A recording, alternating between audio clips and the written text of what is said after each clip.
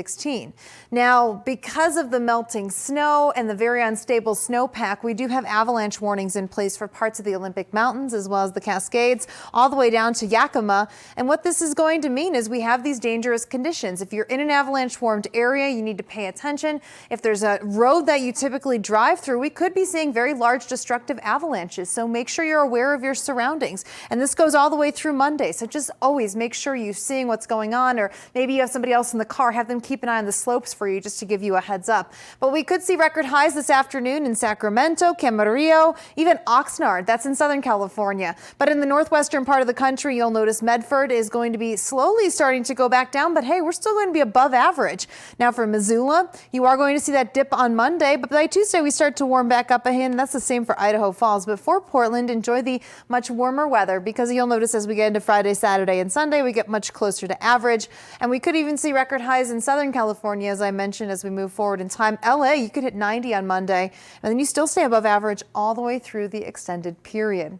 So that's been one of our top weather headlines. But the other thing we've been talking about, Devin, is what we could see as far as that wintry weather goes. So we're in Bryce, Utah, South Central, on the doorstep and entrance into Bryce Canyon National Park. Do you know your national parks there in Utah? I know you do. Zion National Park, Bryce, Capitol Reef, then Canyonlands and Arches. Of course, we all know that. To average and stay above average from Wednesday through the weekend. And in Casper, Wyoming, snow on Monday, but by the weekend, we're back into the mid to upper 50s to mid 60s. And one more stop for us in Portland, you're opposite. So you're going to start off mild, and then by the weekend, we're going to be seeing the rain move in and some cooler temperatures. But let's go to Sycamore Canyon, California. While it has been mild across the Southwest, it's also been dangerous with fire danger. Yeah, sometimes when we talk of heat comes the fire risk as well. Now, the fire risk could be going down a bit. We did have some Santa Ana winds. Is that chance? So remember to turn around, don't drown, and just be aware of your surroundings and what's going on with the roads. But we really could use the rain. We're below average, and we still have some parts of the state that are in the drought monitor. So it's not necessarily a bad thing. We just want to make sure to stay safe with this kind of hazardous weather.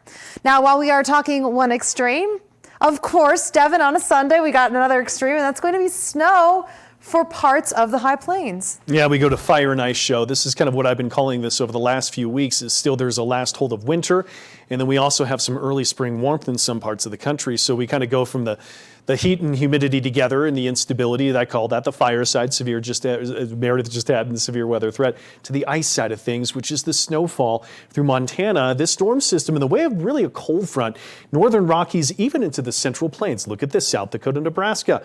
We have the Black Hills again outside of Rapid City, where we've got winter storm warnings. But remember, with last 2 weeks, there even were some snow reports for the city of Rapid City. Well, a few inches of snow, you ended up with 6 to maybe 8. And then Chadron, Nebraska, you're under an advisory as well. And we also extend these advisories down to the Front Range of Colorado. Monday, but you know what? The snow never bothered him anyway. Devin's laughing because he knows Frozen.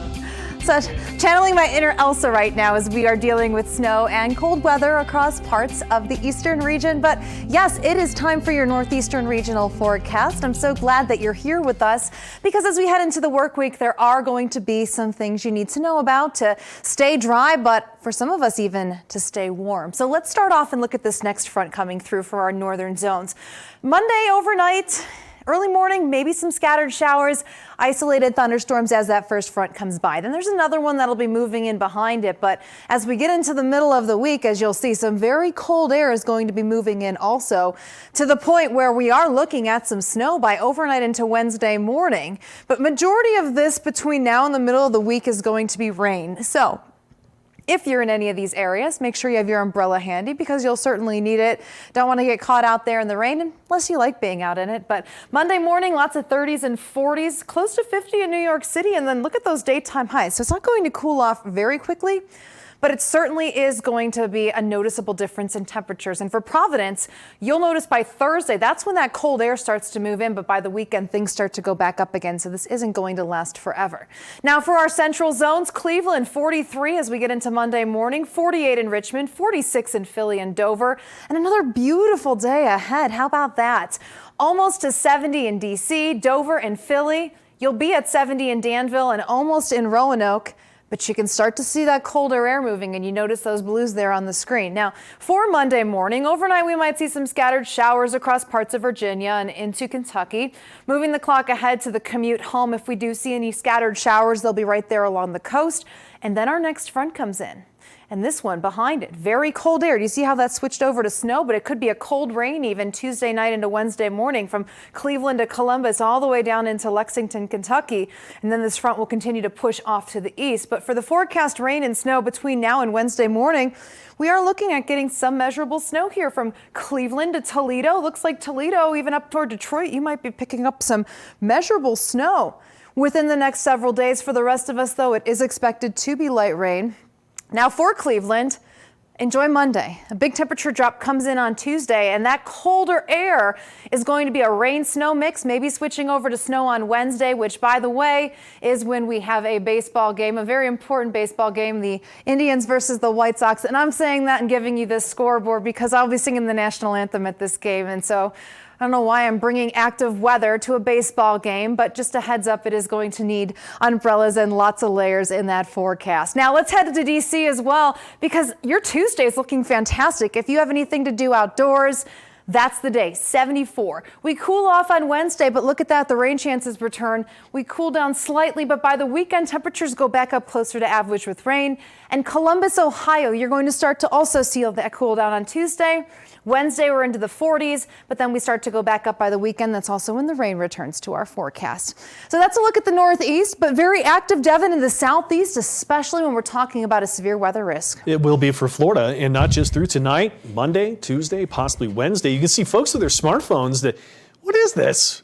Here in Florida, I'm used to maybe hurricanes and some strong winds, but what are these little pellets of ice coming in? Well, you've caught hail, my friend, and if you're We're going to be seeing winter weather return to parts of the Midwest. I know, it's spring, we're in the middle of April, but sometimes the weather does do this. We have some very cold air that gets pulled in, and so precip that during the spring could be rain or in the form of thunderstorms. It turns into snow or more of a wintry mix. And so we have to watch the jet stream. Anytime we're talking about pattern changes, the jet stream is the place for us to go as meteorologists, because we'll know if something is going to be bringing colder air in, if it's going to be evecting warmer air into colder areas and bumping the temperature up there. But for the jet stream on Monday, you will see this area of low pressure digs in across the upper Midwest. And what happens is at the upper levels, it's going to be changing the pattern. So the colder air will be filtering in from Canada, wrapping around this area of low pressure. And as a result, we're going to be seeing not just snow, but also very gusty winds. And I want to emphasize the wind part as well, because as that cold air moves in, that's also going to impact the feels-like temperature or the temperature our body reacts to. So even though the air temperature, for example, could be at 32 degrees, the feels like could be in the teens or 20s depending on how strong the wind is. And so out ahead of the snow starting, we have winter weather advisories. So this is going to be for 1 to 3 inches. Some places could see more than 3 inches, but you'll notice I-35, I-70 and 135. That's going to be included in this alert. So this is where between Monday evening and Tuesday morning, we will be seeing that snow fly. And it is going to cause some travels for the commute. So just keep that in mind for Tuesday morning. But as we move ahead to Monday morning, the snow is already going to be underway from Rapid City along the I-90 corridor, northern Nebraska, even into Iowa. And then as this front continues to dig down to the south, you will see as that moisture mixes in with that colder air, that will be snow in our forecast. And that's going to be overnight Monday into Tuesday when those advisories are in place. But I do want to move over here and show you this area of low pressure, because what's going to happen as we've moved forward into the middle of the week, this is going to impact the Great Lakes region. So some places it might start as rain, switch to a wintry mix, turn into snow, and then have some rain coming in on the backside. In fact, you can see here for Cleveland, for example, right along the lakefront, Toledo, by Wednesday morning, you might be getting some light snow that's coming through. But when we look at how much snow we're going to get between now and Wednesday morning, there's a couple of areas, Detroit down to Toledo, Ohio. You might see 6+ inches, but for majority of us, it's going to be 1 to 3 in the lighter blues. The deeper blues, you're starting to get upwards of 3 to 6 inches. And as a result, the next 3 days, Monday, Tuesday, Wednesday, we are going to have some impacts on the roads. Minor to moderate, that's the yellow into the orange. Now, I'm not saying that it's going to be, oh, it's minor, I can still go out and drive like crazy. This is just saying we're going to see impacts, but not the type that can shut down a city like we've seen with some blizzards and snowstorms in the past. And then there's those winds wrapping around the system. That's going to be playing a role of any snow that is on the ground. You might get some blowing snow, but also with the wind chill factor that we're going to be seeing. And then this exits and goes into the northeast. But St. Louis, what a big temperature drop. You go from 71 to 49. Then we start to go back up. And by this weekend, we're back into the 60s again. So the cold air isn't going to last forever. But Devin, let's be honest, it's definitely going to be kind of a wake up to, well, we did leave winter, but Mother Nature still likes it, apparently. This is April in Midwest, let me tell you. Yes. I know you kind of know this as well. I mean, we Right. both are Midwesterners, but I think back, this is baseball season, getting into the part of that. And I broke an aluminum bat at this part of the year. It was so frigid and cold, and that aluminum got so brittle to it. That's one of my memories going back to years ago. Fun facts from Devin. I love it. I made the paper because of it. I love that facet. It was Lucy let off Times. the game. The Macomb Journal. That was the Macomb Journal Cool. that was I was there. close. So you were pretty close to it. So. Snow, go away. Come again another day. At least another day in winter. We are in spring, middle of April, and yes, there are flakes flying across parts of North Dakota. And we're going to see more across parts of our north central region. It is 30 past the hour, and it's time to make sure you are informed of what's happening as we head into the brand new work week. I'm meteorologist Meredith Garofalo. As always, we thank you for choosing Weather Nation, but some of the top things we need to focus in on will be the chillier temperatures moving in, and also some rain and snow chances. I'll let you know what side of that you'll be on. But Monday morning, as you're getting that bike ride in, maybe you like to go for that morning walk. These are the air temperatures you see here on your screen, but there's going to be some wind, and so our feels like temperature could be into the teens, even single digits for some of us, depending on how gusty the winds are. But then afternoon highs getting up into the 30s and 40s. So this is a big change for us as we move forward in time. And just to give you an idea of winter weather alerts across the region ahead of our next storm system, well, we've already seen snow on Sunday night in the Black Hills of South Dakota under winter storm warnings. That's going to be for possibly 6 to 8 inches of snow, maybe even some higher totals, and winter weather advisories, including parts of I-90 in and out of Rapid City. And as you go into places like Gillette, Wyoming, you'll notice also the Bighorns are under a winter storm warning of Wyoming.